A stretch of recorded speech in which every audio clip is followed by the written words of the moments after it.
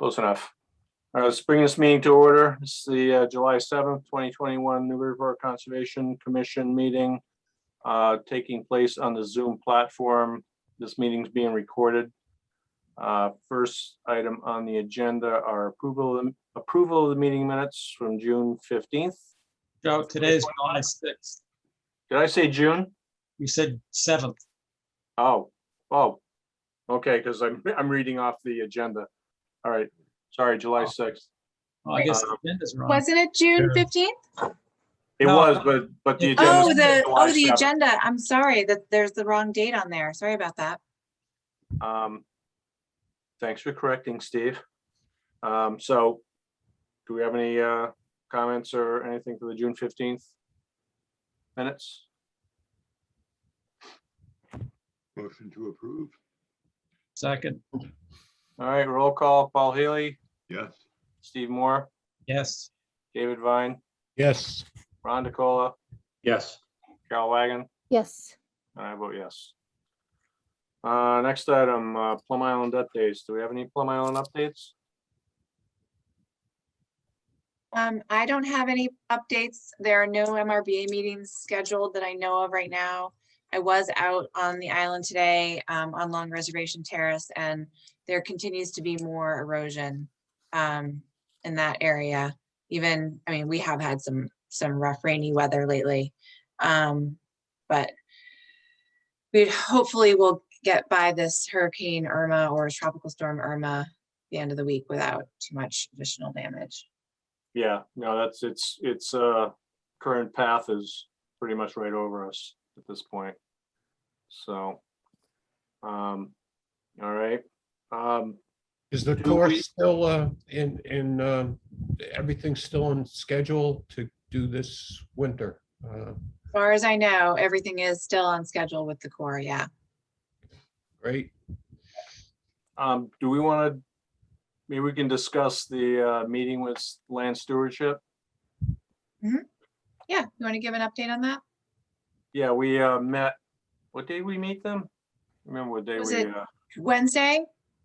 yeah, with land stewardship Inc., right? Yep.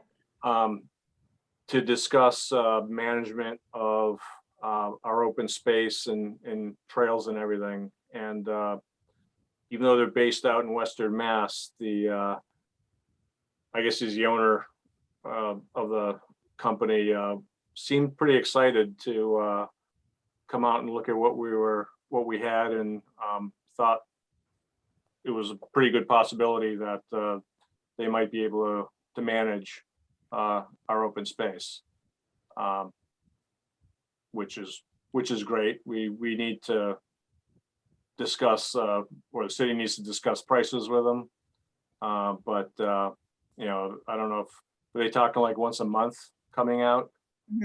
Potentially. It may be a little bit more intense the first year while they get sort of started up with all of our properties and processes, but then maybe just a once a month thing, or even just seasonally. Yeah. It could be quarterly, I think. Once. Yeah. Yeah. Steve, these were the folks you met out at the property? No, this is the guy that I met was just interested in diversity of pollinators, bees and things. He was willing to help us, determine what to use out there, whereas these guys would be doing mowing and trail maintenance and whatever else and monitoring of CRs and that sort of stuff. Yeah, they would handle contractors and everything that would be doing the mowing and maybe the trail maintenance and all that. I don't think the wooded trail maintenance you don't need a lot of time and effort out there. But I guess didn't they know companies that just did trail maintenance? Yeah, I think so. And we sort of divided it up into 3 tiers of work that we need, the highest priority being just oversight of our largest open spaces and the management and maintenance of those, the mowing and the scheduled maintenance of the big open spaces. And that would maybe even include the new one on Colby Farm Lane. That's sort of our tier 1 project for them.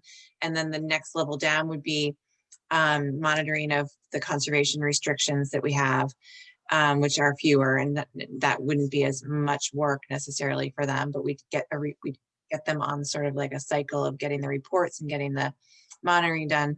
And then the third tier would be the trails, oversight and management and maintenance of the trails.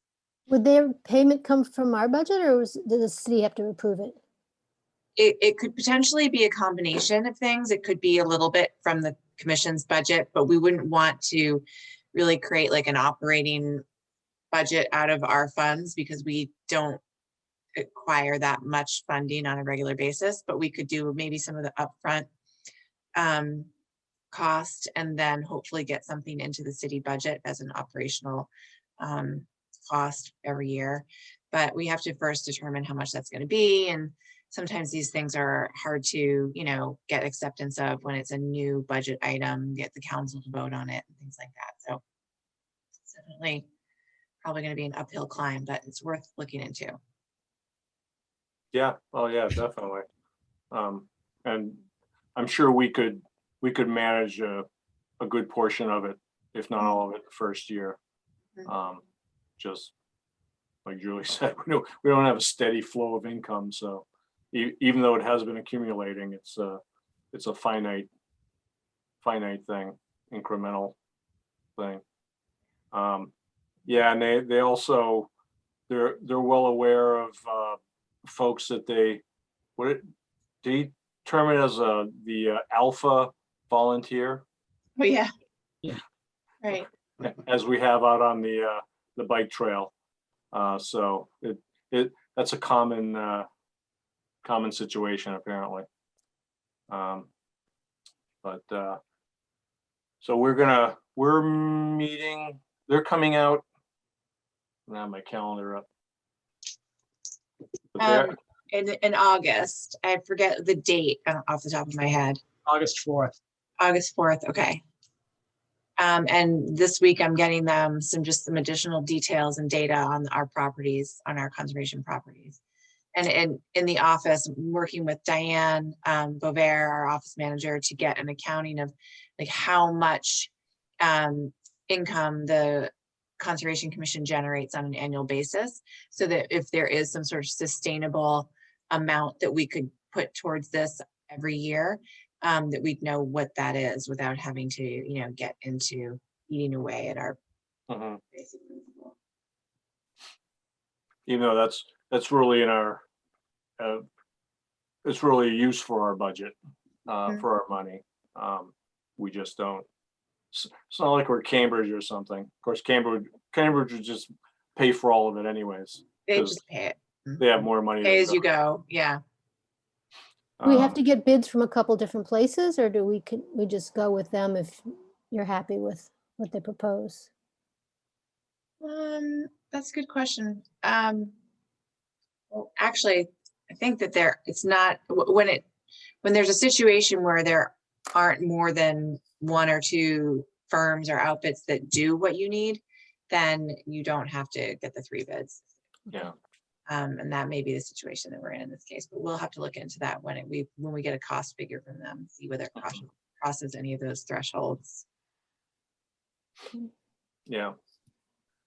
So hopefully Well, that'll, one more question. So that August 4th meeting, will that be something that we will all participate on? Yep. Yes? yeah, it's a site visit or site visits. So yeah, Okay. we're all good on that. Yeah, we'll let you know more when we get a little bit more detail from them. Like they're going to give us a cost proposal and some additional details, and then we can talk about it again. Okay, thank you. Yeah, and we're currently scheduled, where's August 4th? There it is, at 10:30 a.m. to meet with them, wherever we're gonna meet with them. I don't know where we're gonna meet with them. All right, then, let's get on to the agenda. The first item is Clausen Sue Kazier, 19 Francis Drive, request for minor modification. So they're not going to be here, but Sue Kazier did send an email out this afternoon And I'm gonna read it, and then we're gonna decide whether we want to continue to the next meeting or not. She's responding to Julia's question about what's going on with them, and she's saying, "Hello, Julia. My apologies. I do remember your email and thought we were meeting. The meeting was next week. We have been a bit crazy here with family stuff. We just got back from Vermont last night. Tonight's going to be tough to do, so they're not going to be here. As for the questions, the patio is within the initial planned and approved deck. We are using techno-block stone and crushed stone. There's no issue with trees or vegetation, as it is in the same area as the deck and was to be where the deck was to be, and as far away from the wattle/hay and curtain as the deck had planned to be." Talking about the erosion control. Please let me know if you need any additional information and or if there is another time we would need to talk. That would work. Thank you, Sue Kager. So I don't know if that answers folks' questions.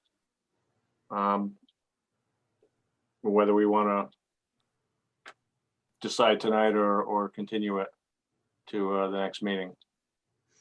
I can't recall, did we have a drawing that was Yes, showing yep, this? we did, and I'll pull that up right now, sorry. Here it is. And so you can see in the back of the house, this is where a large multi-level deck was to be constructed. And in the middle here, these Julia, can you stairs. rotate that on? Sure. Yep, you're right. It's upside down. Yeah.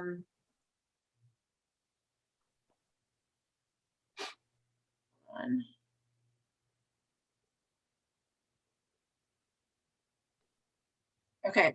There we go. So these are stairs that go, actually, this is sort of like a bulkhead. They go down to their basement.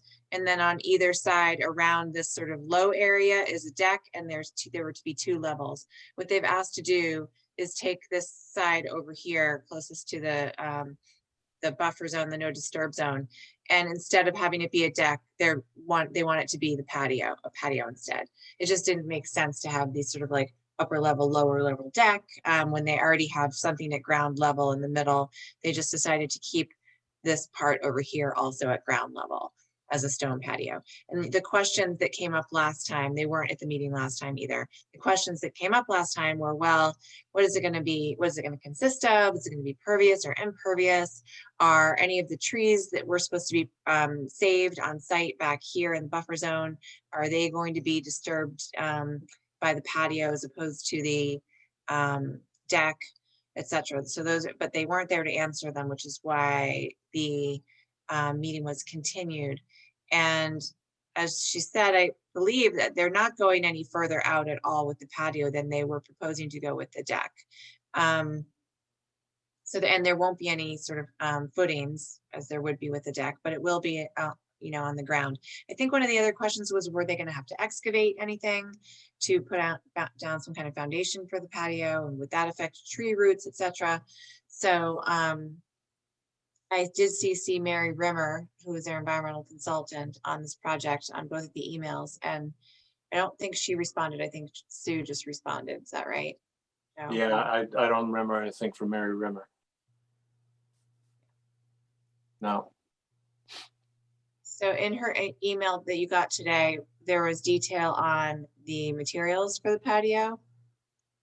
Yep. Yeah, we're using techno-block stone and crushed stone. Okay. Yeah, well, that's probably the techno-block, assuming it's like patio blocks. It's probably going on top of crushed stone. So they're probably gonna have to excavate a little bit for that. So I know when I put up my shed, they had to go down like 10 inches or something for the crushed stone.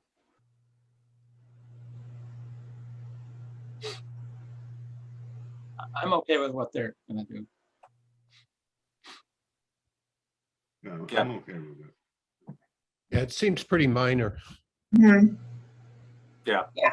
And my guess is those trees back there are so large that any impact to some of those roots from the excavation at that shallow level shouldn't really hurt the tree very much.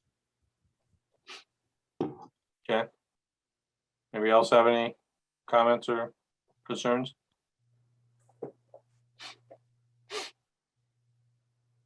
Yeah, I'll make a motion to approve the minor modification. I'll second that. Roll call, Paul Healy, Yes. Steve Moore, Yes, David Vine, Yes, Ron DeCola, Yes. Carol Wagon, Yes, and I vote yes. Okay. Very good. Excuse me. Next item is Louisa Tanner and John Watkins, 260 Northern Boulevard, request for determination. And I see Lisa Okay. Mead is Two, up there. wrote Tom Hughes, to a panelist, and Lisa Mead, to a panelist.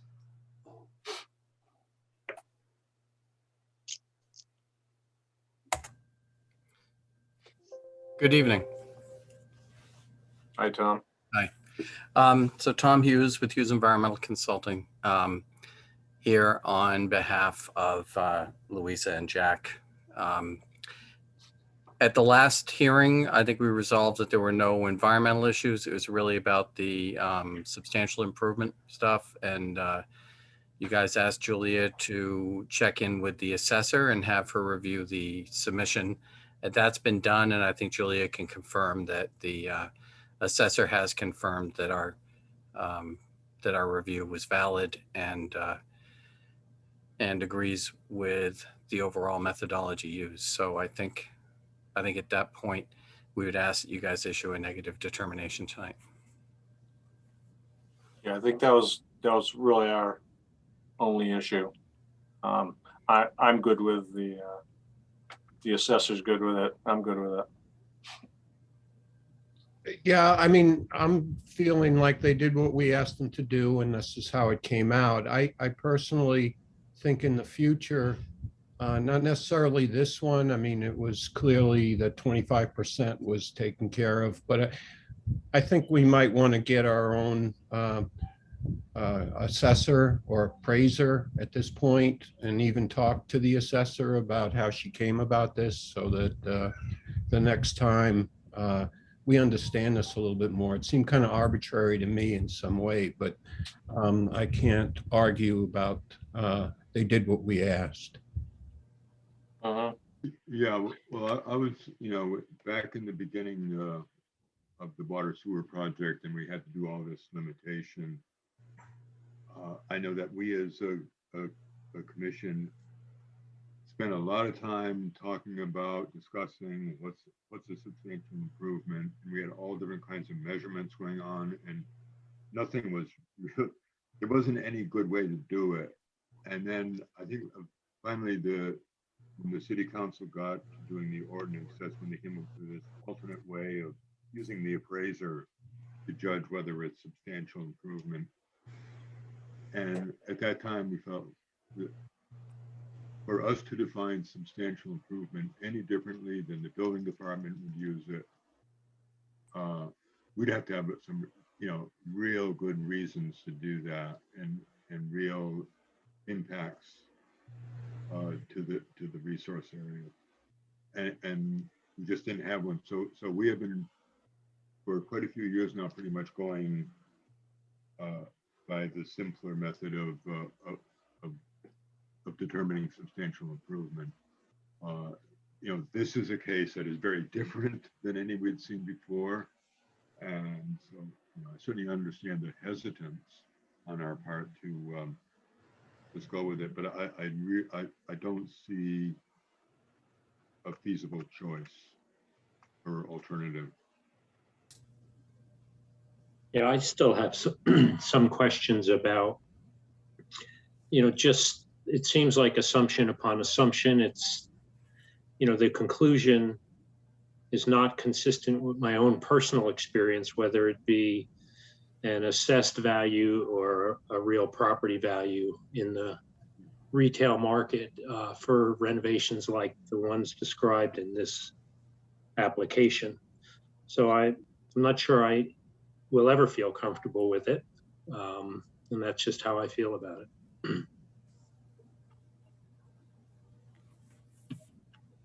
That's fine. Yeah. Anybody else have any comments or questions? Do we know whether there's other cities and towns that use the same criteria that we do in terms of the 25%, 50% calculation? Or is that just us? Well, probably Newbury too, right? Oh, yeah. Yeah, Newbury too, but outside of Plum Island, I'm not sure anyone does this as part of the Conservation Commission ordinance, the way we do it. There may be a process for looking at substantial improvements through the through other permitting processes, through the the building permit process.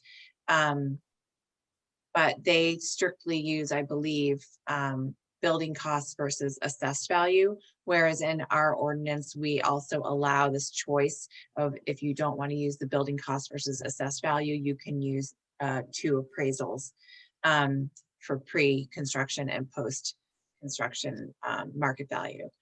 And it just opens up this bag of worms where then we have to review those appraisals. And in cases like this one, didn't seem to make sense, and we're not familiar enough with those methodologies to feel confident about it. But having the check, having the double check by the assessor's office was helpful.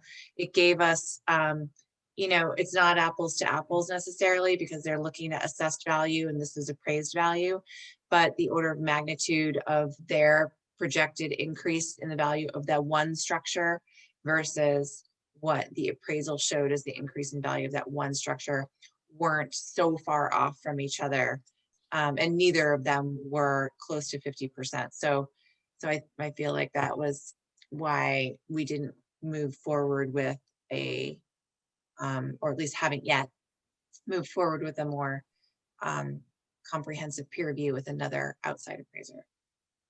Yeah, I mean, my understanding from talking to a valuation expert, he's more on the business side, is that, you can use different methods to get to different results. And there's probably a way to get to value this property to get to a different result, but I'm not sure that we're in the position to keep doing that. So I would agree, that it doesn't feel totally comfortable, but I think we kind of have to go with what we have, seems. Unless Yeah, we're, I'm sorry. no, I was gonna say, unless we're willing to insist that they get a second, or do we get a peer review? So. Do we have the ability to, we do have the ability to change this in the future, and I know we did discuss cumulative projects and how that might impact us, or even a situation where somebody's gonna all of a sudden have to replace a roof because it's in poor condition or something. And, we still have some holes in this thing. And I think we should probably, maybe along with bringing in a consultant, see how we want this thing to pan out. Yeah, well, with regards to, Future. you're talking about the regulations? Yeah. Yeah. I Yeah, agree. no, I think it's, we need to revisit that, Yeah. but it's what we have now. So, Yeah, I think even if we did go out and get a peer review, we're so far off from the 50% of what we have. I don't think we'd, yeah, even with a peer review, or, I don't think we're going to get to that. So there's no point in my mind pursuing a peer review. Well, Right. except the fact that if we looked at how much it costs to do what they're doing and did it that way, I think we'd be, there's a very good chance, especially with the construction the way it is now, that they are over 50%. yeah, construction costs versus assessed value would put them in a whole different ballpark.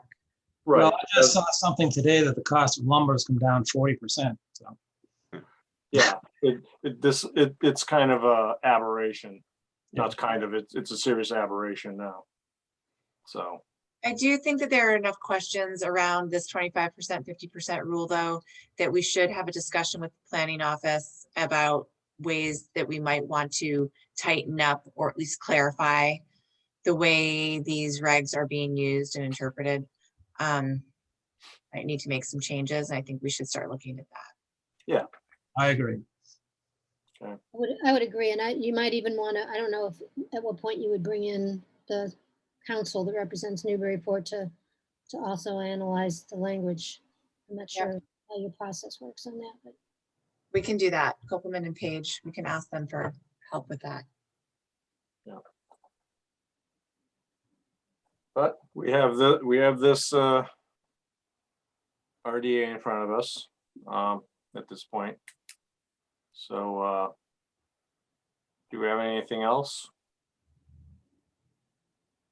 There wasn't any other reason or anything that would make this require a notice of intent rather than RDA. No, in this particular case, they are not expanding the footprint on the ground. So they're increasing square footage by adding some area over existing decks and existing sort of landings and things like that. The living space that they're adding, though, will not increase the footprint on the ground. Yeah. So, Okay.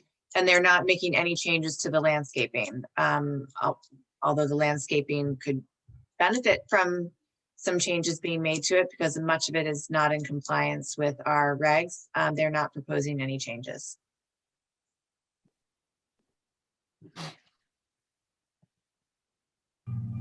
That's why they applied for an RDA. But is this a -2 or a -3? I forget what. Yeah, Depends on if you have conditions. yeah, I don't know if we have any conditions on this one. I don't think we talked about any. No, So I think it'd be -2. I'll make a motion for a -2 determination. do I hear a second? I'll second. So roll call. Paul Healy, Yes. Steve Moore, Yes, David Vine, Yes, Ron DeCola, No, Carol Wagon, yes. and I'll vote yes. Thank you very much. Thank you very much. Thank you.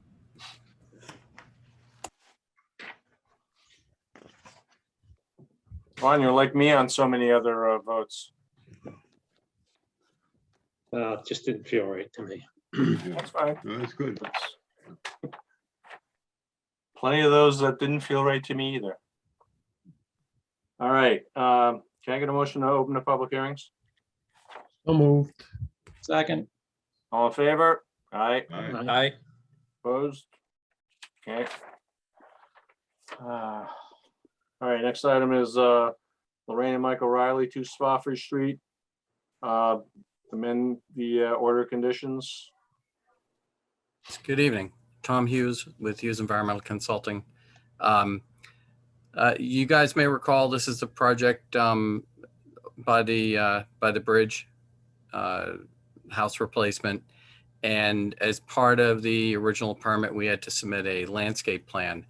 In developing the landscape plan, the design incorporated some patios and a little bit of hardscape, and also reoriented the driveway slightly to make it easier to turn around. As a result, we filed an amendment. We've notified abutters, run the legal ad. And what you see in front of you is the updated site plan, and the green areas that you see are the areas that then you refer to the actual landscape plan for the plantings and all that. And you can see the turnaround area for the driveway. The way it was previously configured, you had to come out of the garage and turn around and almost pull up next to the garage to pull out, which proved to be kind of too awkward to make work. If we can go to the next page, Julia? So within the riverfront area, these are all natives. We included mitigation trees that were part of the original proposal, and I think a minor revision that occurred to remove a couple trees after the approval was issued.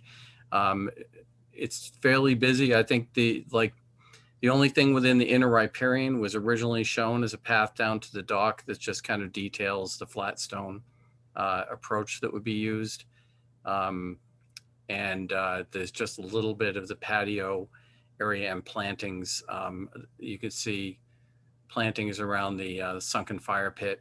That just kind of just clips that inner riparian a little bit. The patios are within areas that are pre-existing lawn, and they are generally considered exempt under the minor activities section of the regs. And if we can go up kind of the top right of the plan, you can see the planting list. And the way the plan has been done, we have separated out the areas that were within the riparian zone and the areas that were not, because outside of the riparian zone, we do have some non-natives, but not aggressive plants, things like Coosa dogwood, et cetera. And if we can zoom in on that plant list, you can see there's an awful lot of really nice natives going in. We've got red cedar, river birch, maple, white pine, inkberry, winterberry, holly, mountain laurel, bayberry, steeplebush, highbush, blueberry. This is a lot more in terms of shrubby plantings and trees, I think, than we committed to when we came in to do the permitting. But ultimately, they built a beautiful home and they want to have nice landscaping to go with it. And you can see where we've differentiated the areas not within, they called it wetland restriction area, but that's basically the riverfront area. And again, shrubs not within it.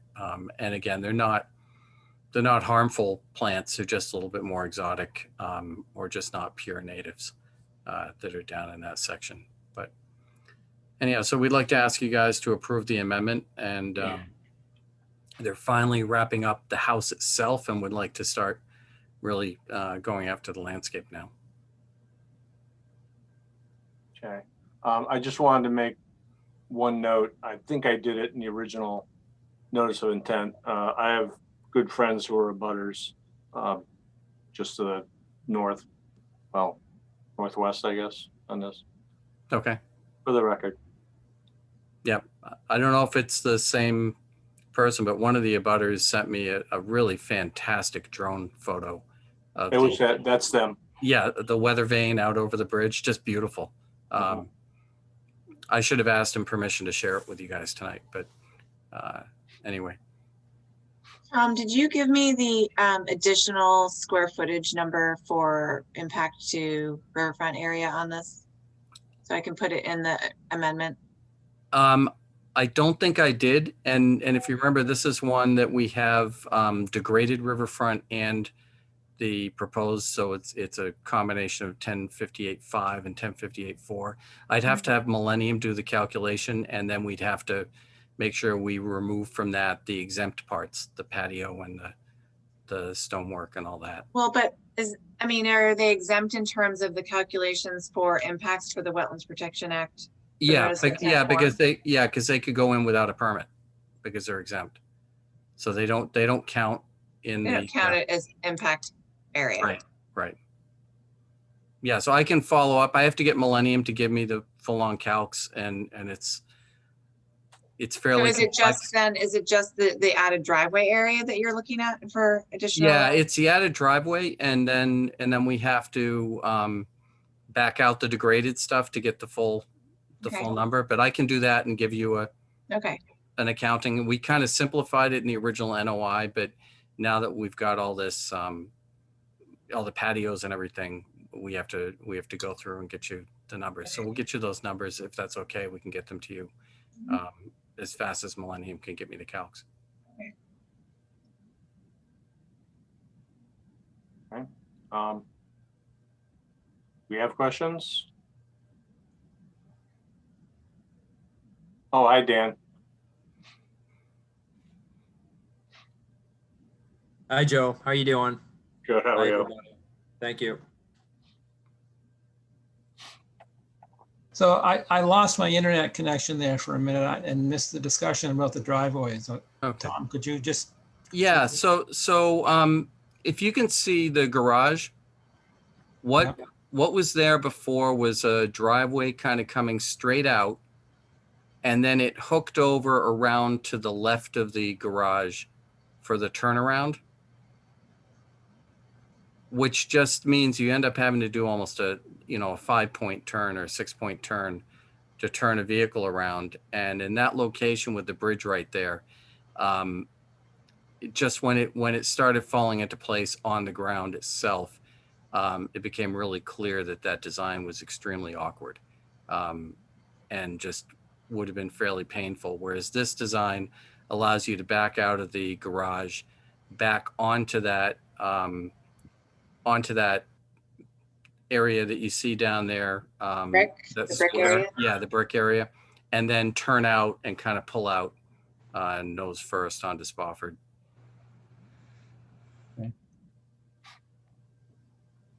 So it's really pretty much, What's the change, Tom? The brick area is the yeah, addition? the brick area, and then that little kind of way it nubs into the brick area. Okay. Got it. It's a pretty large area to do this. I mean, I back out of my garage all the time. It's nothing like that. Yeah, I mean, the scale on this is, I think this is done at is this a 10 scale or a 20? This might be a 20. I don't think that's much bigger than 20 by 20. The garage is a little bit, is fairly small in context of the overall house. But yeah, I can get the numbers to Julia on that part. Julia, those numbers would have an impact on the ability for this to be approved? Well, yeah, I mean, you can only impact 5,000 square feet of riverfront area. This would, I believe Tom said this would still be below that, right? Or 10% of the riverfront area on your site.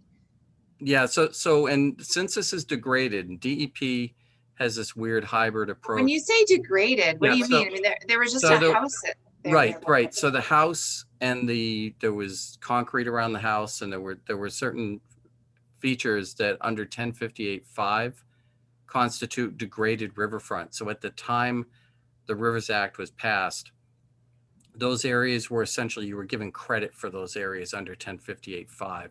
And so you're allowed to basically take credit for those and then apply 1058-4. But compared to what we have here now, that was much, Right. much smaller right. footprint. Yeah. Yeah, no, definitely. But the net change is definitely way less than 5. I think our total below was less than 5, without subtracting out the degraded.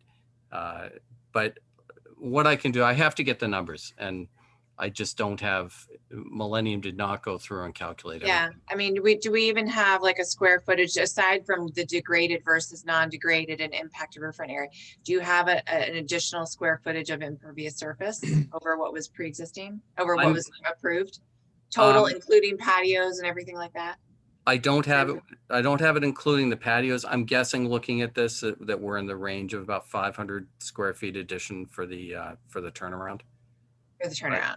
Yeah, but in terms of the And then- patio areas, they are exempt and don't count because they're technically Well, could be done anytime. they may be exempt, but that doesn't mean they don't count in some way to the commission. Right. No, we can get those numbers.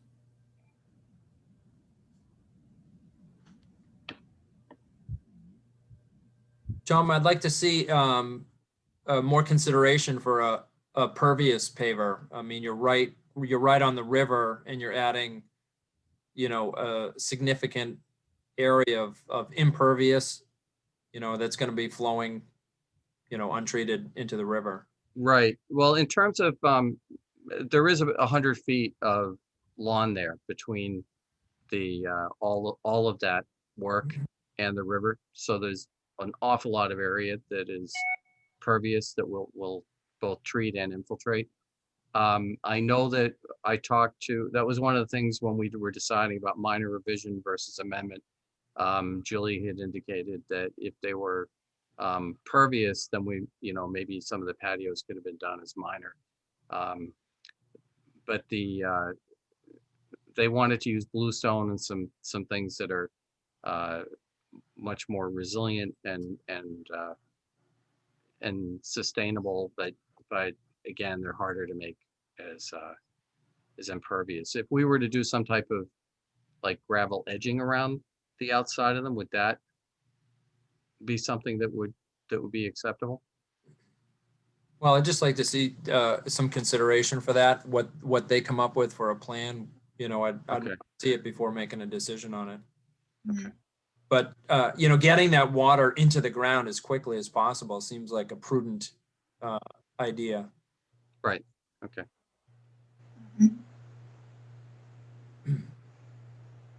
Yeah, it's sort of a best practices in this type of a environment. So let's see.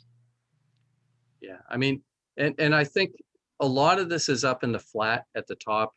Really, the fire pit area is the only significant area that is near the slope. And I know Matt Bailey's on tonight, but it sounds like we have to get you guys some calculations, and I'll have to work with him on how we can maybe provide some water management in that area there, and in any of the other areas where we can do it.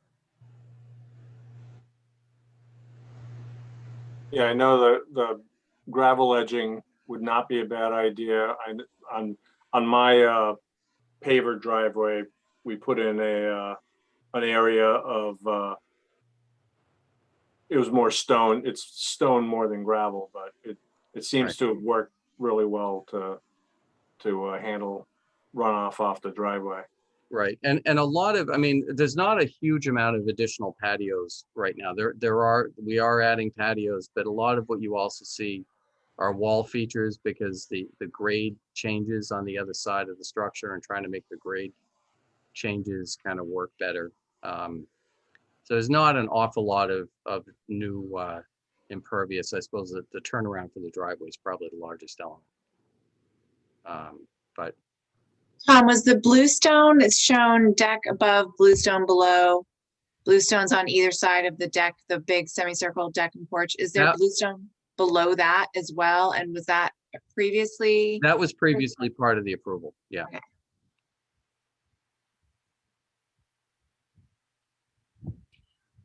Yeah, so just get us some calculations on what's increased and, Okay. over And the. some ideas of runoff management. Yep. Do you have anything else?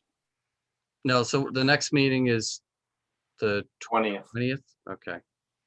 Yeah, I'd like to have this wrapped up for that meeting then. I know that the client and Matt would like to really get going on the project yesterday. So we'll get all that information into you ASAP. Okay. All right, so I guess with that, we'll ask for a continuance to the next hearing. Motion to continue to July 20th. Second. All right, roll call. Paul Healy, Yes. Steve Moore, Yes. Dan Warshaw, Yes. David Vine, Yes, Ron DeCola, Yes. Carol Wagon, Yes. and I vote yes. All right, thank you.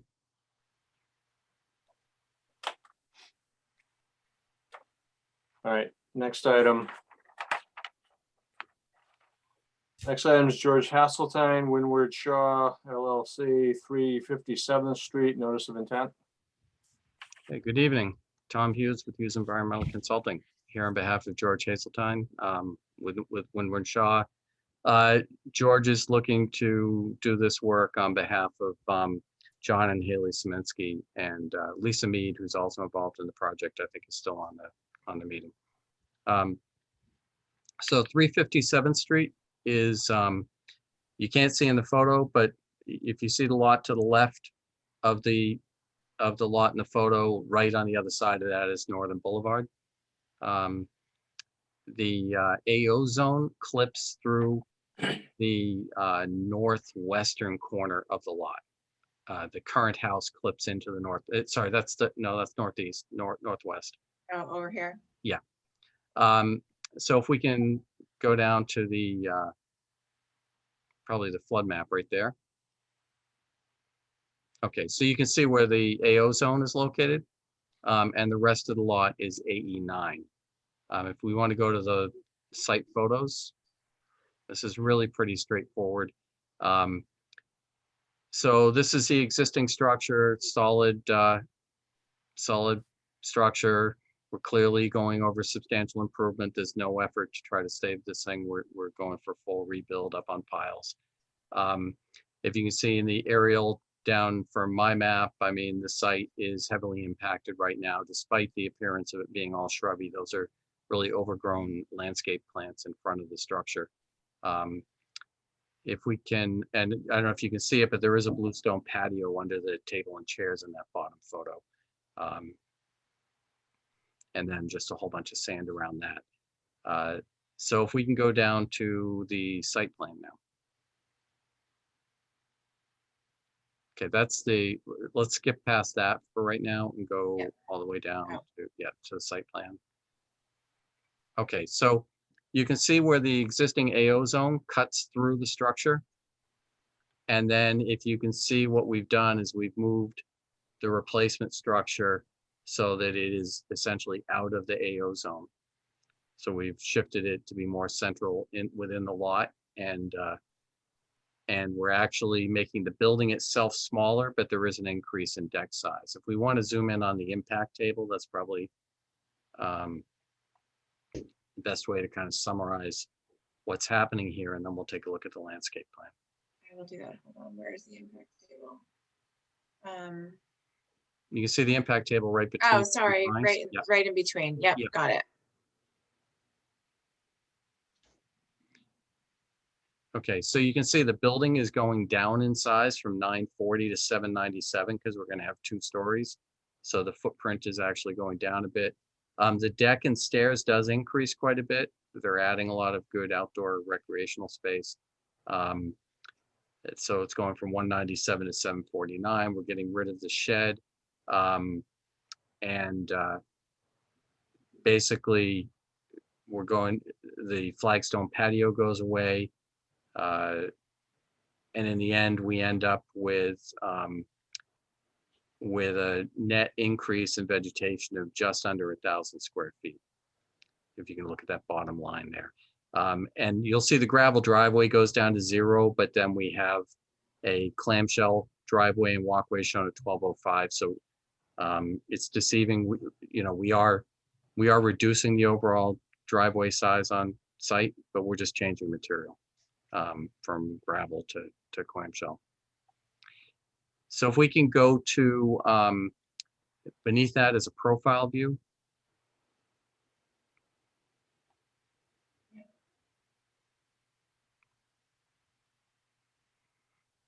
And you can see that we are in the AE9. The grade is just about elevation 9. And we have hung storage at 12.5. There'll be the 2-foot plus clear underneath the structure and, constructed on open piles. If we can go to the landscape plan.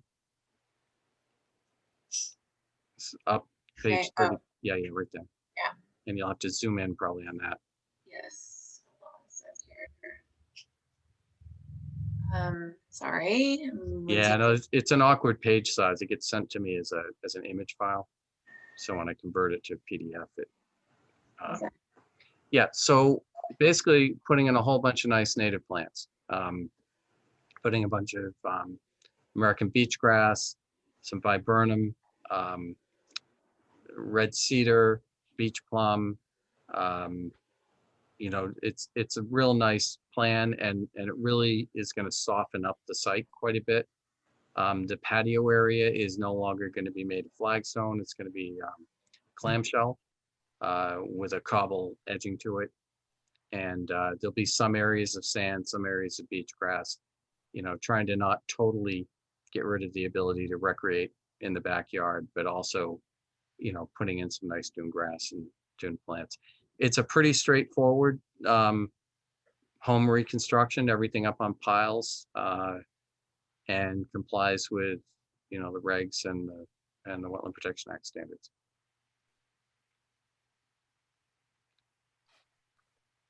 How high above ground is that deck, that back deck with the furniture on it? I'd have to look at the profile view, but it's going to be at least the 2.5 feet up. Okay, but it's not like a second floor deck. It's still basically a first floor deck, Yeah. just elevated above base flood. Okay. Yeah, did I give you the zoning profile views? Probably not. I don't think so. Yeah, no. Actually, I think George is on. George, if you're out, can you Is. unmute George? Tom, I think, Tom, while Joe is doing that, this is Lisa Mead. Tom, do you want to double check the material on the driveway? I think the material is gravel, not clamstone, clamshell. Yeah, Peace stone. same, that's right, same pea stone there. Yeah, Interesting. Okay. Yeah, I just was going based on what Everett had put on the site plan. yeah, it's on, but on the landscape plan, it's there. Okay, so I mean, either one is a compatible dune and acceptable material. So we would just ask that you allow either, but with the areas as shown. Yeah, I believe the client would prefer pea stone if that is acceptable. Yeah, we just need to have it accurately. So Is that what's out there now? In the driveway? I believe it's stone now. Okay. George, that back deck, that's fairly low, right? Is The it existing deck. No, the proposed deck that's shown here with the Shade lounge. shade lounge in the back. Is that proposed? I can pull up the plans and show what is the point you're getting at, Tom? What Oh, exactly they're specifically just you're asking? asking. They're asking the elevation above, and I can open up the Yeah, zoning it's plan. off of the first floor deck. Okay. So The you're saying, fence, yeah, go ahead. so you're saying it's like 2.5 feet above the ground? At minimum, 2.5 to the underside of the structure, not the No, deck itself. no, can I correct Yeah. that? I'm looking at the elevations. So that's Yeah. the first floor deck, which would be above the garage. So it's Oh, 9, so it's okay. yeah. Okay. So it's 9 feet up. So there's parking below the structure, correct? Yes. Yeah. Okay, so this is all elevated, even that deck, that all of the decks are elevated above the level, like way up. No, excuse me, what's the elevation of the shade lounge, the deck shade lounge? You're talking about the front, the upper deck. What's that lower deck? What's the elevation of that? No, it's also on that, goes off the first living floor, right? So if you go back. Can we to see the that in a profile? Do you have a profile view? of Yeah, it? actually, if Yeah. I can share my screen. Yeah, hold on a second. Let me share my screen if that's okay It's with you. 9, if I could, it's 9, looks like it's 9 feet 1 inch. Those I'm are looking- going down to it though. Above grade. Yeah, Julie, if it's okay, if you could stop sharing and allow me to share, I can pull up the elevation views from the zoning filing. Okay. Okay.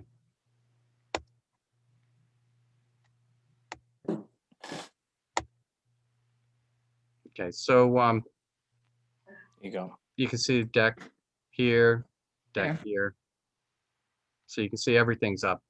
Yeah, that's substantially 9, here. 9.1, right? Yeah, it's about 9.192. What about the rear elevation plan? That's front and right. There you There, go. on the right. Yeah, so I think this is the set of stairs that you see there maybe. But you can see all the decks are substantially up in the air. except the, the utility stuff, Okay. which is a little bit lower propane. Yeah. Which is above 2.5 feet plus above Right. grade. And the architect, you can see, is labeled as 2.6 minimum to the Yeah. underside. That doesn't look like the same as as that floor plan. Is the, Can you point to the shade deck, the shade lounge? It's not labeled on there. yeah, I'm just trying to see. So this is the rear elevation. That would be this area here. Right. We just can't see the dimensions of it. Yeah, from you can this. see the stairs right here that show on that. And just to make it easier, let me also open up, let me do this. Let me get into, I'll open all this stuff now so that we can go back and forth to everything. Yes. All right. Can we go back to the front elevation for a minute? Yep. Can you guys see Yep, me going through all this? Okay. yeah, I'm getting motion sickness. All right, sorry. Okay. You know I'm kidding, right, Tom? Yeah, I know. So that front elevation shows overhead garage doors. Yeah. Oh, yeah, And look they- at that. Do those go all the way down to the ground? No, They're 2 feet up off the ground. You can see they stop right there. Yeah. Right here and here. Because we see some of them out there that go all the way down to the ground, and I Yep. think it would not be, And we simply leave off the last panel Okay. and we'll ensure that it's at least 2 feet off of grade. Right, And and the way that that could you- be conditioned. And the way that you're getting under there, that 2 feet, how are you making that up? Oh, to have it 2 feet open under here? Yeah, I mean, what's leading to this parking area? Oh, so The there- grade? yeah, so it will go back to site plan.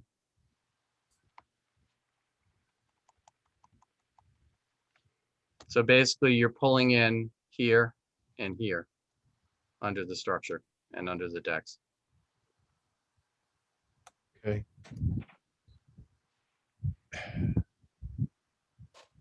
And so their garage is going to have a 2.5 foot clearance where it ends, where, things can get in or whatever, but sand Right. supposedly, but, okay. Yeah, David, stop, just like the skirting all the way around. So what's So- the surface of the area in the garage that the cars park on? That would be the same pea stone. So we always, for any driveway or whatever, it's usually either a pea stone or some type of natural aggregate material or clamshell. In this case, I guess the landscape plan conflicts with the site plan. We would just ask that you allow either, but it sounds like we want to do pea stone in there. Tom, can you please go back up to your landscape plan? Yep. That we're looking at before.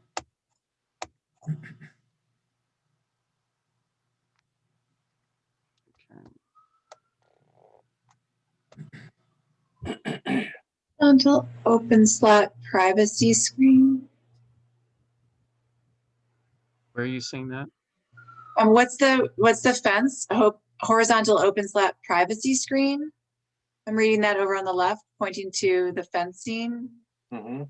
backyard fencing. Does that comply with our Yeah, right fence there. regs? It's 2.5 foot raised, Yeah, so it's open 2.5 feet. Mm. Um, I have a picture of this that I could show you okay. if I was able to share. yeah, I can stop sharing if, George. Let's see if I can do this here. I apologize. I'm used to Google Meet and not Zoom. Clearly, you haven't been appearing front of Zoom. Yeah. Really short enough, George. Where have you been? That's why I have the lawyer and the consultant. I'm just looking for the button on how to share this. I On the bottom of the apologize. screen. At the share very bottom. screen. Yeah. Bottom, Okay. there you go. Can you see this? So that doesn't comply though with our regs. And why is that? Well, it's supposed to be 80% open for the first 2 feet above grade and then 50% open above that. So that's definitely not going to meet the 50% open. Obviously, you've got it like nearly 100% open for the first 2 feet, but the upper does not meet. Can we simply add the condition that we would make it 50% open above? Yeah. Okay. Well, that would be a condition. That's part of the regulation. So it's not conditional. We need a picture of, a diagram of your proposed fence to make sure that it would comply. So what I agree with you, Dan. So what I would ask is that the condition be that the conservation agent affirm the proposed fence prior to installation. Does that work?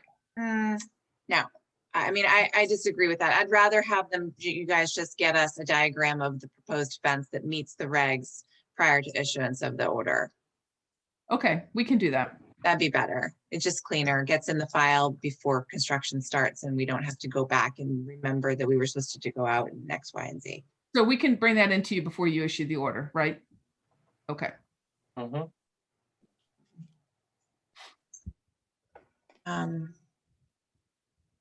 back to the landscape plan. Yeah, okay, so let me share again.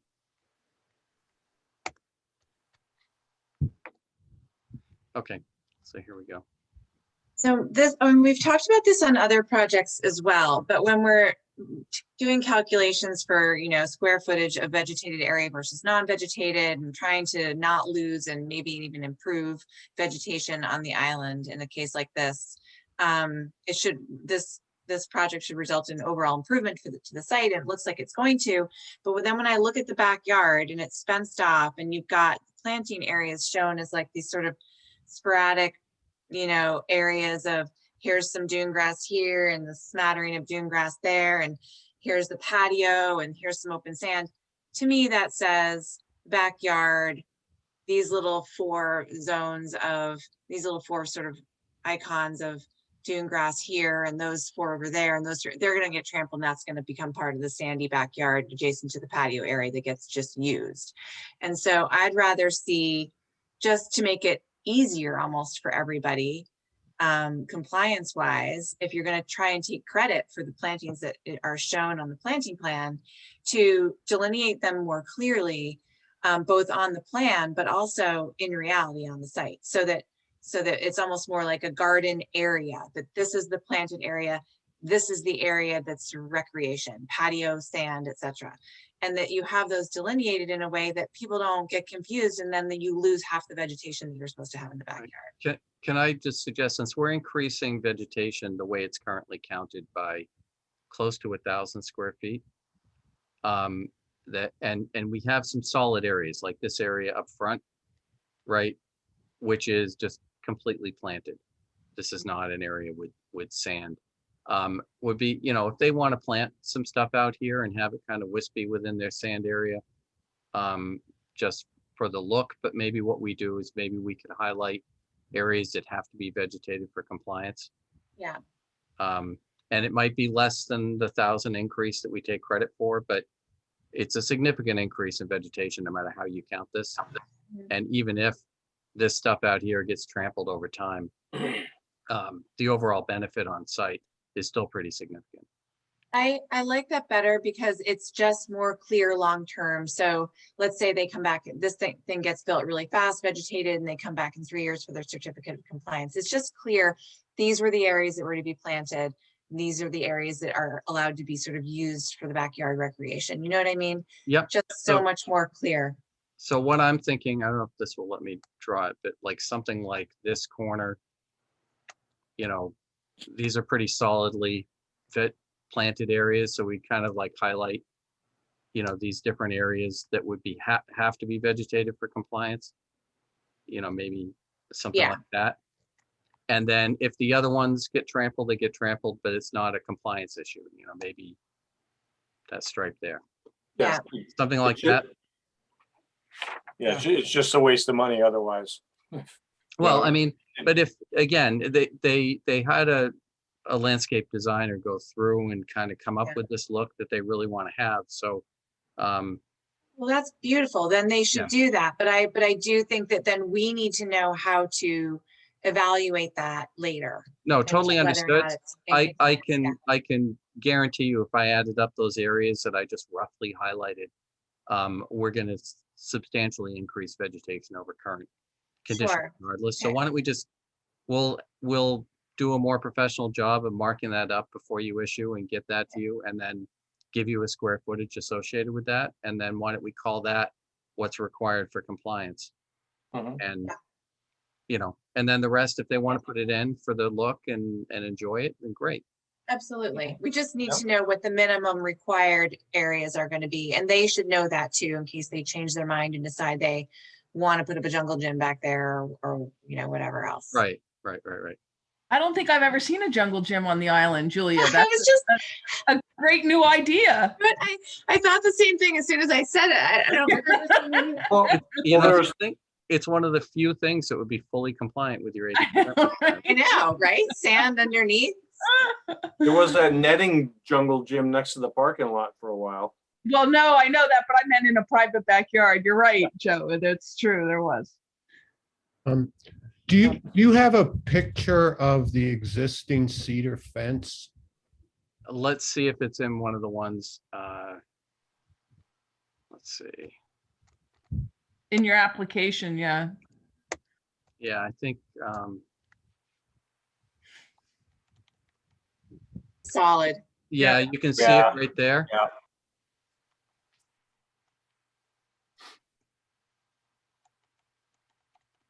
That up. Well, that's the deck in the front. Yeah, there you go. There you go.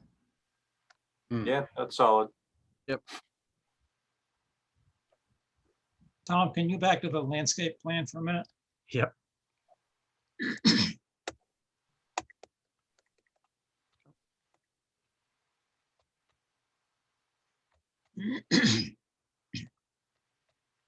So that, the changing area, how does one get to that?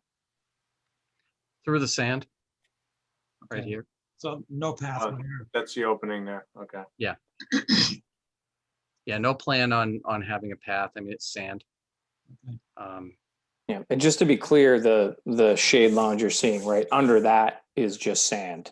That, you know, you're looking at the deck from there. The shade lounge is just kind of under the deck, which is sand. Right. Just So for thi- everyone's clarification. So this area here feels like a fairly nice open recreation area. And on the right-hand side where it says enclosed area under deck, I'm assuming the upper 2 feet, or the lower 2 feet are Yeah, open, 2.5. 2.5. Yes. Okay. Help me out here on the fence. It's non-conforming. It's existing. I have no idea how long it's been out there. We're going to these so much to try to get the fences to conform, and like about 70% of this doesn't.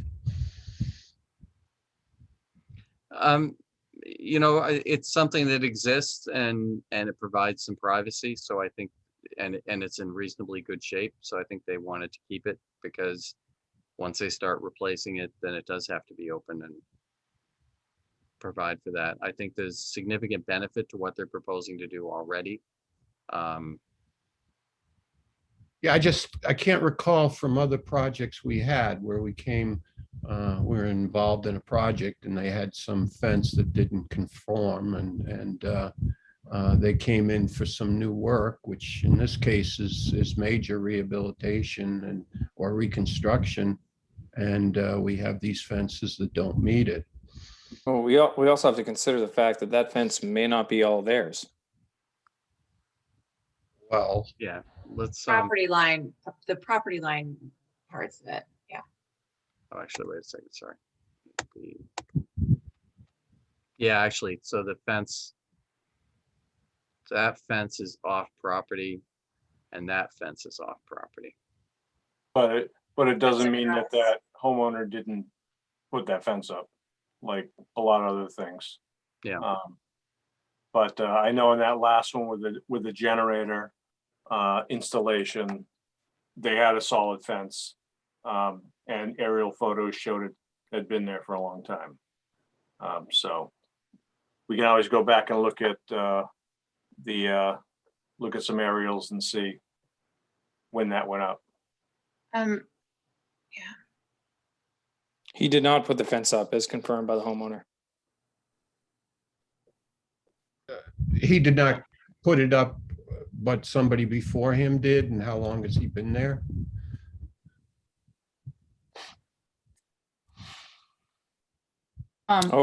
He's been there for over 10 years and it was there prior to him buying the house. So the perimeter fence, the perimeter fence is solid and was there and would probably be tricky to change because it may or may not belong to both of them or the neighbor or whatever. But then the pieces are the pieces of the fence that extend into the property. Those are the pieces that are going to be brought into compliance. Yeah, so right here, the red is shown and it says proposed screen fence, see landscape plan and fence details. So, Yeah, so this area here would be brought into compliance here. but not on the other side of the house. That's on the other side of the property line right here. But no, the one up here at the end of the driveway. Oh, right here? Yeah, that's not gonna change as well. George, are you going to be able to build the house here and do all this and not touch that fence? We were hoping to keep the existing fence, but obviously we're going to be have to do what the commission requires. But the clients were hoping to keep the existing fence there. But yeah, absolutely, we'd be able to keep that there without damaging it. Okay. So I guess that's the answer is, yeah, we believe we can do all that work and keep the fence there.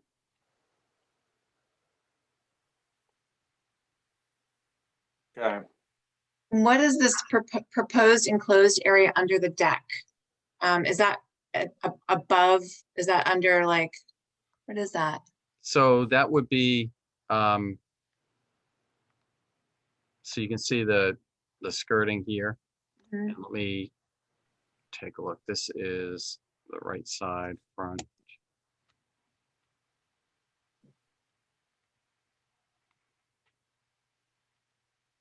I know I saw somewhere hung storage. Yeah, so yeah, there is a hung storage area that shows Inside. shows on the profile on the site plan. And I think that's back behind this skirting here. It is So more that's- it is more for storage, but it would absolutely comply, with the regulation being 2 feet up. But on the site plan, it shows as though it is not underneath the house in that area, but maybe I'm wrong. Over on the right side, down, yeah, right there. Proposed That- enclosed area That under deck. goes all the way out to the footprint, exterior footprint. So Okay, what is that? so let's see if that shows. George, is that an area that you're looking at having skirting down? Because I don't see that in here.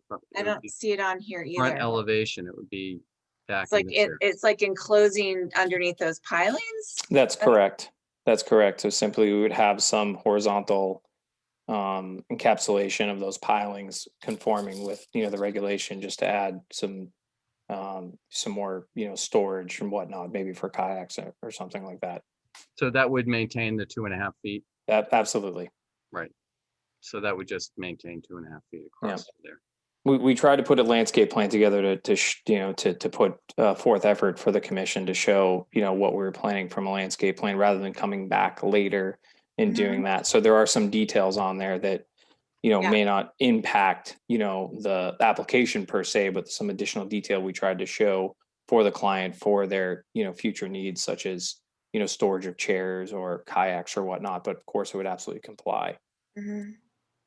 Tom, the configuration of the stairs on the landscape plan, they don't match up with the configuration of the stairs shown on the rear elevation.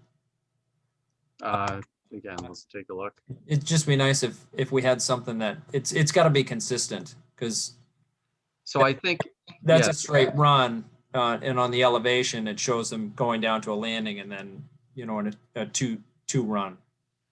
okay, hold on a second. So that's the rear elevation. Yeah, that there. That's right here. That's a single run. There's a different set of stairs. It's the one on the other side. So this left Maybe- side one? Maybe what we need is we don't have these elevations as part of the notice of intent. Right, If you could just make sure that the elevations as to be constructed are consistent with the site plan that we have. And everybody's, right. The site plan would rule, since these weren't. yeah, but we do Right, need the right. You elevations. want something that's Right. gonna Because it's rule. Plum But Island. I did actually email to you. It was too late for you to expect you got it. And I just figured if you got it, you would have pulled it up. And if you didn't, oh, well, I did the presentation plan and I added these into Oh. it. So I you have in your email, you should have a PDF and the last 2 pages will be these elevations. Yeah. So, I think the confusion is, it is a little bit, if you look closely to the site plan as to the elevations. So there's your double run, because you're looking at the Right here, elevation, right. right? You're looking at the elevations flat. And so what you're seeing in the elevation looks like it should be in the rear, but it's not, it's in the front, right? So that single run is on the site. It is here, obviously, and it is also in the rear elevation, because you turn around, it's on the left. As you look at the rear elevation, there it is on the left-hand side, right? right. So that's that single run. And I this is I got the it. double I got run it. there. No. Yeah. I'm Okay. good. I got it. Okay. Thank you. All right, thank you.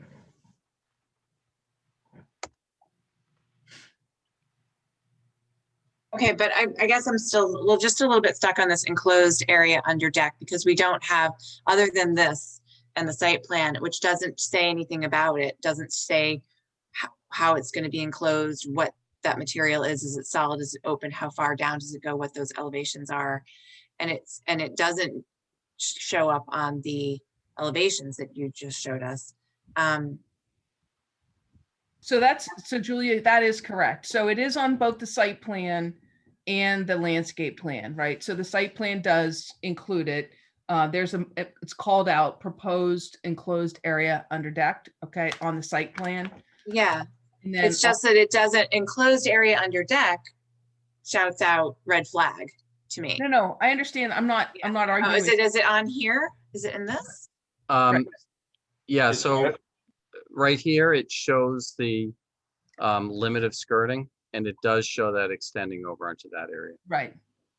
So it does show a limit of skirting at 2.5 Okay, on there. But I think if we're going to, prior to issuance, if we're going to update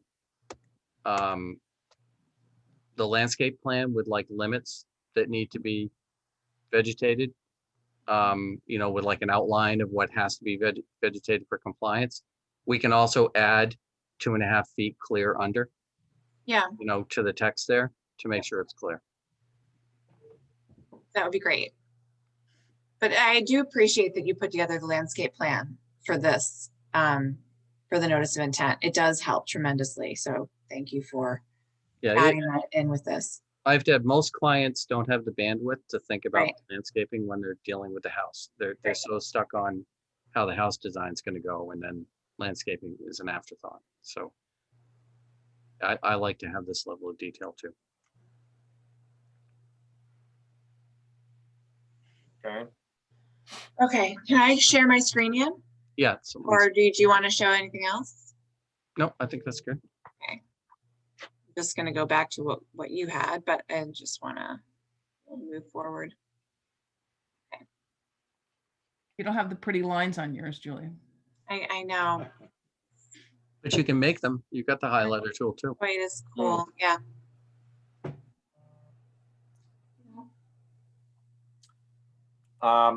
So do we have anything else for now? Are we expressed? I think, just to recap, I mean, it's a good project. It increases vegetation, as we've talked about. It takes a completely non-compliant site and certainly improves student function substantially, and we get things out of the AO zone, which is something that is clearly a goal of the ordinance and its regulations, is try to minimize impacts in the AO zone, and we achieve that. Okay. Commission, have any other questions? All right. Anybody from the public? Any questions? Raise your hand. I don't see anybody from the public raising their hand. So we want to continuance to the next meeting.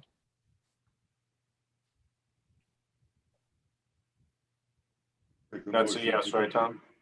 Yeah, I mean, I was just trying to think, we talked about getting things before issuance. Is there any chance of voting to issue and having us get that beforehand, or do you want us to wait?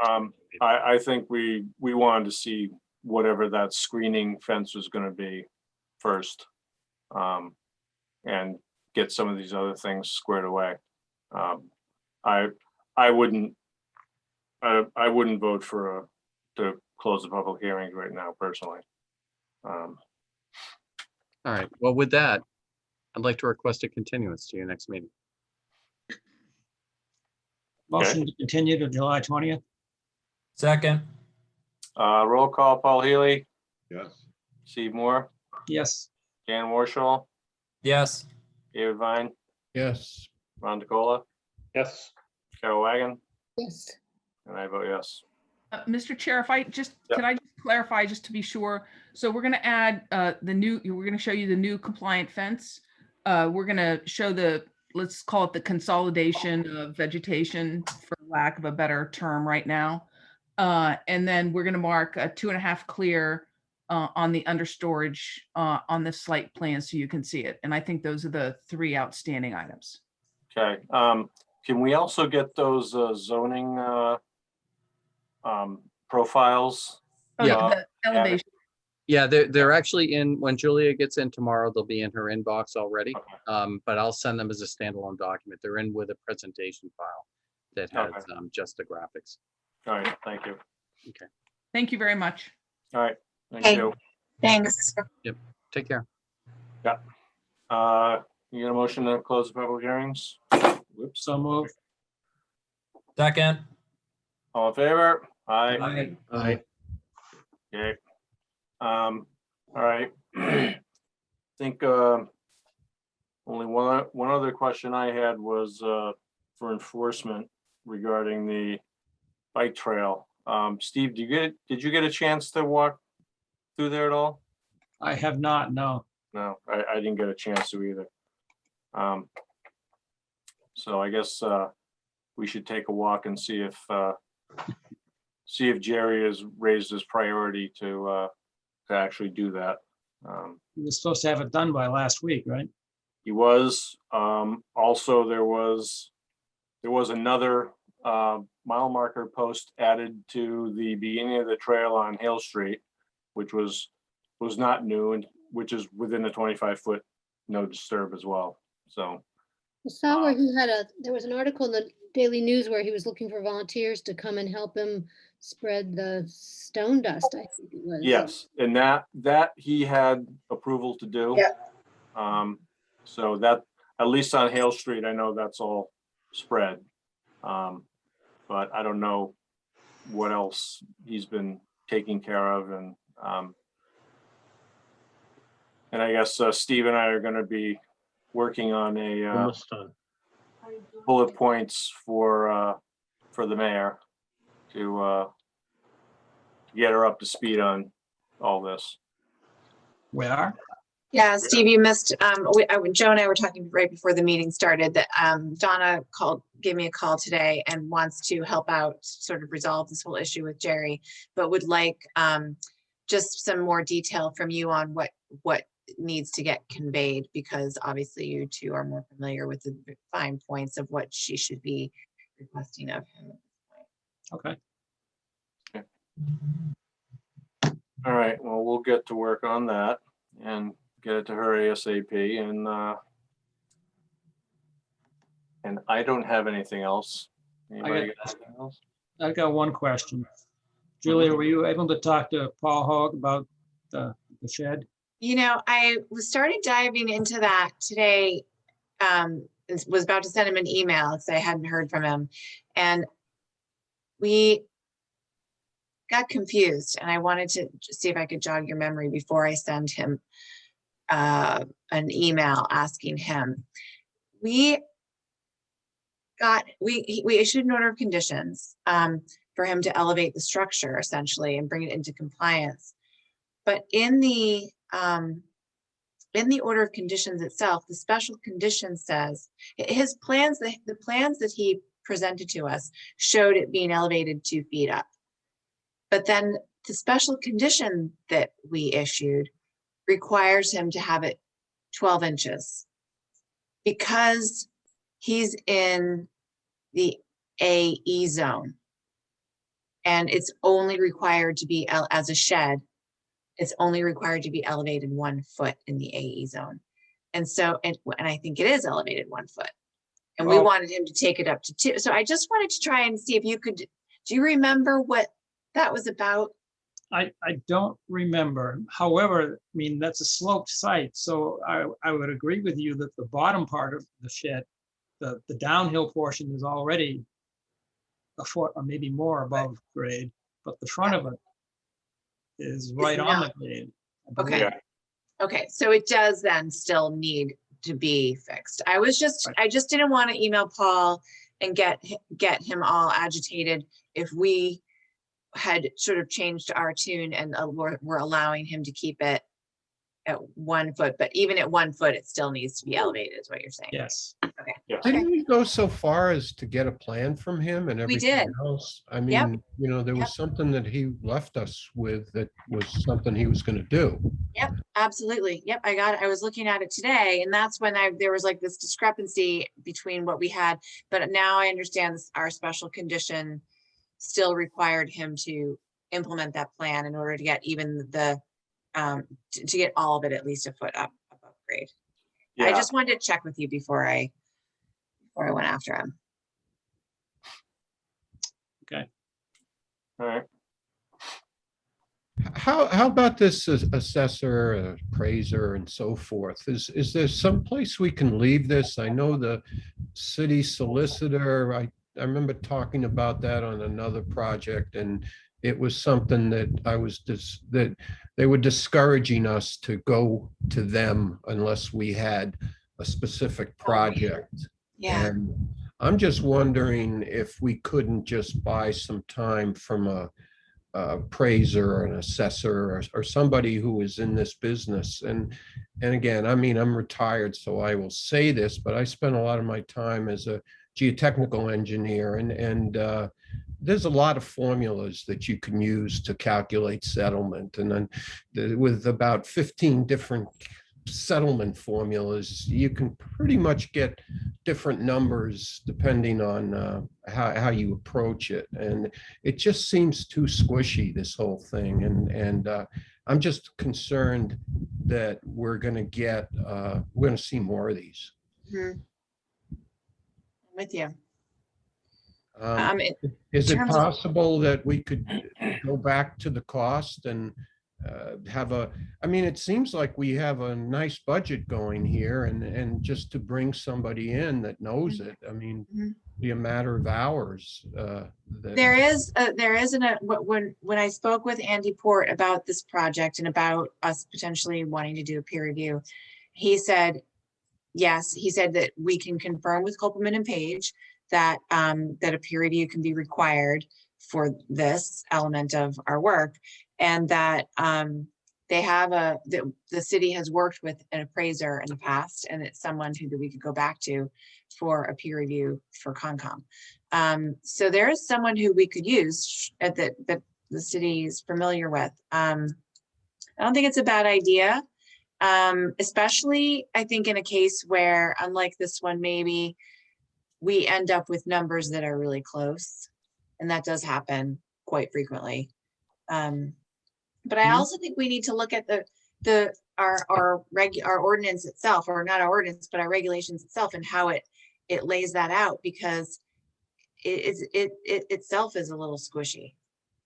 You would want any changes to address some kind of standard for when you would want a second or peer review or whatever, another appraisal, and I don't think it's in there now. Says, and so that puts a lot more burden, I think, on us to make that decision, which maybe that's okay, but it'd probably be better if there were criteria. Right. I mean, even the cost estimating situation, I mean, that one gets kind of messy too. And it seems like we get an awful lot of projects that are at 49%. And I mean, it doesn't cost much to bring in a cost estimator and someone who's experienced in this and just see what they say, as opposed to, I mean, the way this thing is, the projects I've seen going past this. It's true. There's, I remember one cost estimate when someone chose to do the cost estimate versus appraised value approach, and they came in with a cost estimate that was like right at 49%. And then we said, well, why isn't this in this list of costs? Where are the windows? And they said, oh no, like they forgot that they had to put in the windows, and that was going to bump it up over 50%.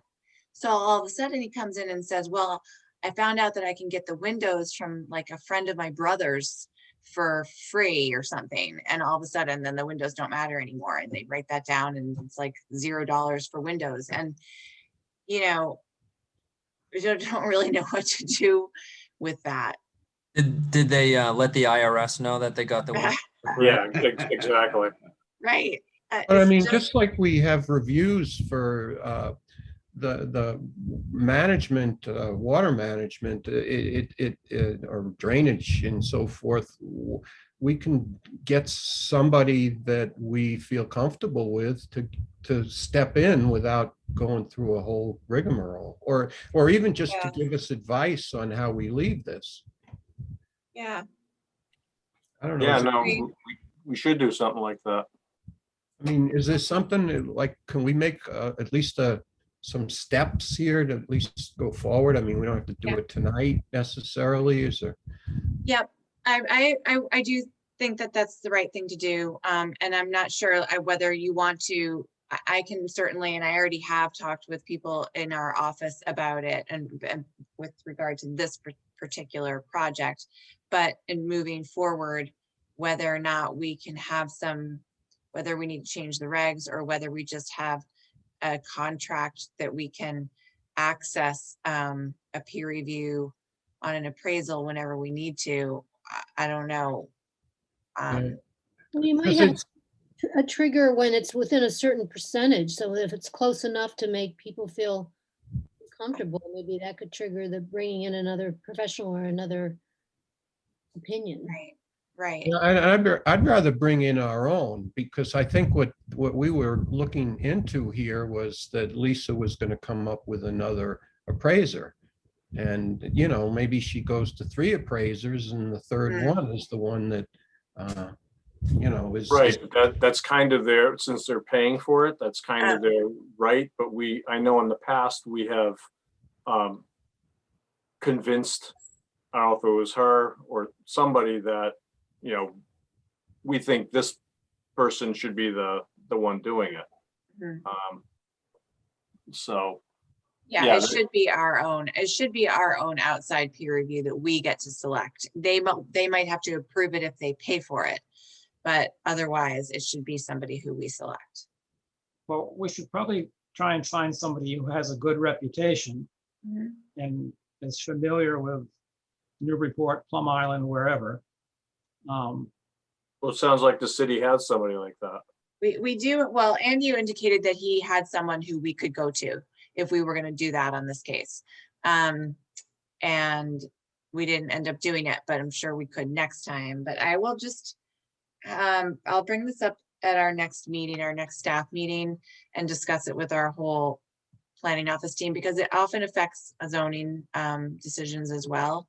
So I'll just see what he thinks maybe the right approach is. Whether maybe we do both, maybe we tighten up the regulation a little bit to provide a criteria for when a peer review can be asked for. I I don't mean, we know. can still use our appraiser and Mhm. charge them. I mean, it's Yeah. not, it's Yeah. not, We can do that? I assume we can. I Legally? mean, Yeah. it's for, I mean. That's what we were gonna do in this. I assumed we could. Joe, if you have a different opinion, I don't know. Wait a minute, I Dana, just thought- use our own person, but make the applicant pay for it? Yeah, I don't remember what that, Isn't that what we do? part of the law is. There's some section 57 or something that, or 55 that we we bring into play, which Yeah. it requires the applicant to pay for a peer review. Yeah, it's like section 53 or something like that. Yeah. And we hire Christensen and Sergi as a stormwater engineer peer review on a lot of planning board special permit projects, that helps the Concom as well too, but they're just sort of our on-staff peer reviewer, and that happens a lot. So I'll ask them if we can get this person or this appraiser, if they're good, to maybe just sort of be our go-to appraisal peer review. And if somebody comes in with a questionable cost estimate versus assessed value, maybe we could say, we're not going to accept this. We want you to do an appraisal. And then if they do an appraisal, we have the ability to double check that with a peer review. Is the the one method or another, is that excuse me, just part of our regs? Part of the Or ordinance. is that a state, is part of the ordinance? Part of the ordinance that we allow them to choose one or the other. Okay. Does that have to happen? Well, the city council specifically put the appraisal part in there. Oh, they did. Okay. So it's actually in the ordinance, not the regs. Yeah. Yeah, Well, it's- that was in the original Plum Island thing, right? Plum Island ordinance. Yeah. When we sent it to them, we didn't have it in there. Oh, and then But they wanted it. Okay. It's the cost one that gives me trouble, because, Oh, yeah, the cost was so hard to, if you took that one out of there, then, I'd feel a lot more comfortable, but Oh, just to have the appraisal? yeah. Well, maybe that's something we could do. It's just, Well, there's also cost estimators. And again, it's the same idea. If we have a question about a cost, we can bring in a cost estimator. And I mean, we can set up the ordinance to say it and to, enforce it. Well, if we change the ordinance, we have to go back to the city council, and we've always been a bit reluctant. to do yeah, I would think we could try to see if we could just make it a change in the regs that if they use, say, the cost one and we don't like the cost, we can bring in someone to review the cost estimate. okay. Does that have to be in the regulations, or can that be a policy? That's what I'll find out, whether or not. Yeah, whether that it's I'm not something that we sure. can Do under the section 53, whatever that is, or whether it's something that we need to write into the regs. I'll ask Yeah. Andy, or maybe we need to talk to Copeland and Page about it. And along the same lines, also that cumulative impact, Yes. Yeah. is something. Yeah, I'm surprised that one got lost. 'Cause I know we pushed hard to keep that in for all these things. So your memory, Paul, is that the city council was against the idea of having something on the cumulative value? No, I have a feeling that was just almost on the like a typo type of thing. Just an omission? Yeah. When people have read those documents so many times and been through so many lawyers, it does happen. But I know the intent was by everybody was to have it cumulative. There's been an awful lot of new houses that cost 7 figures and everything since then also, and there's been a lot more with climate change, sea level rise, et cetera, since then as well. So I mean, Mhm. I don't think we would have thought of it the same way then as we do now. I know, all of 20 years ago. Yeah. It is a different world. Yeah. Well, it'd probably be a good idea to deal with both issues at the same time so we don't have to go back. Oh, yeah. Right. Oh, yeah, yeah. Yeah, we just, if we open up, we have to have public hearings for Yeah. regulation changes, so just throw all that in. And there are probably a few other things that we could throw in there too, I'm sure. And I can go through the regs and see if there are any other things that we could tighten up. Yeah, Yeah. that would be good. Especially And- things like, even basic things like submission requirements. We're still asking people for 10 hard copies of notices of intent when really Oh. we just want digital stuff for now. So like little things like that, we can also change. Oh. If we have a hearing. Mhm. Would it be good to do that before the city council changes over, or do we want to wait? Well, the regulations are just up to us. We don't go to the city council. Oh, we Right. don't? Oh, No, and it might be better afterwards anyways, but no, regs are just a public hearing by us. It's the ordinance that, since it's a law, yeah. that's gotta go to city council. the council. Just like the feds, they write, a law gets passed and then this, whatever, the secretary, whatever agency is given the power to write regulations. Right, they just have to be reasonable.